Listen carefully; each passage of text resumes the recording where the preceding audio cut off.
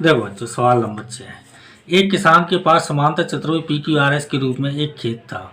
उसने RS पर स्थित कोई बिंदु A लिया और उसे PQ से मिला दिया। खेत कितने भागों में विभाजित हो गया? इन भागों के आकार क्या हैं? वह किसान खेत में गेहूं और दालें बराबर भागों में अलग अलग बोना चाहती है, वह ऐसा कैसे करे? तो देखो, जैसा आपके सवाल में दिया हुआ है बिल्कुल वैसे वैसे करते चलो। PQRS क्या है?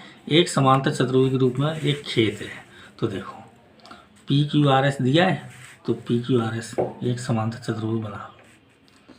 समांतर चतुर्भुज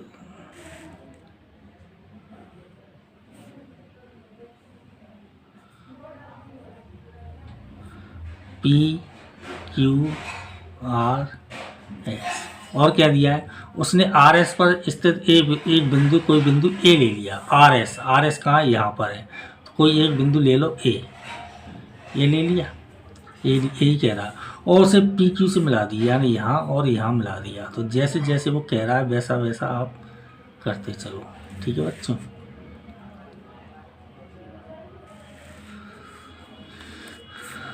खेत कितने भागों में विभाजित हो गया? तो देखो, अब यहाँ से उसकी प्रश्नावली शुरू हुई। खेत कितने भागों में विभाजित हो गया? तो आप देखो ध्यान से, 1 भाग, 2 भाग, 3 भाग। 3 भागों में विभाजित हो गया तो इसे लिख दो, खेत 3 भागों में विभाजित हो गया। खेत 3 भागों में विभाजित हो गया। तो एक उत्तर तो ये उसने पूछा है, तो ये उत्तर है आपका एक। अब वो कह रहा है इन भागों के आकार क्या है? देखो ध्यान से, 1 2 3 तीनों भाग हैं इसके। इनके आकार क्या आएंगे? तीनों ही त्रिभुज हैं। ये भी त्रिभुज है, ये भी त्रिभुज है और ये भी त्रिभुज है। आप चाहो तो नाम लिख दो। ये तो पहला उत्तर हो गया। और दूसरा उत्तर क्या है? तीनों भागों के आकार त्रिभुज हैं। तीनों भागों के आकार त्रिभुजाकार हैं।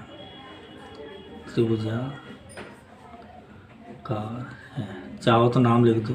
त्रिभुज ASP, त्रिभुज ASP, त्रिभुज APQ, त्रिभुज APQ और त्रिभुज ARQ, त्रिभुज ARQ।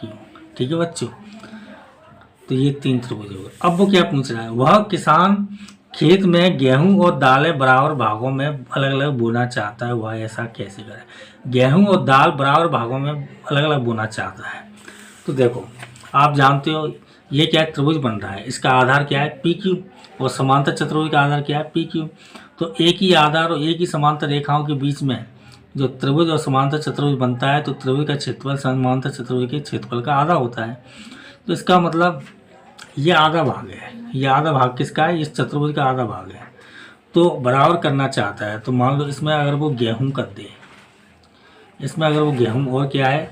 गेहूं और दाल, और इन दोनों त्रिभुजों में वो दाल कर दे, दाल और दाल, तो बराबर हो जाएगा, क्योंकि ये आधा है और जो बचा हुआ है ये भी आधा है। ये दोनों भाग मिलके तो ये आधा आधा हो जाएंगे। ऐसा हो सकता है, या इसका उल्टा भी हो सकता है, जैसे ये समांतर चतुर्भुज है और PQRS, यहाँ पे ये इससे इसको मिला दो, इससे इसको। जैसे गेहूं मान लो इधर इन दोनों त्रिभुजों में कर दे गेहूं, यहाँ और यहाँ, और बीच में दाल कर दे, तो भी ये आधा आधा हो जाएगा, क्योंकि ये आधा भाग दाल के लिए हो जाएगा और ये बचा हुआ ये दो आधा भाग गेहूं के लिए हो जाएगा। तो ऐसा हो सकता है। ये आपकी प्रश्नावली खत्म हो गई।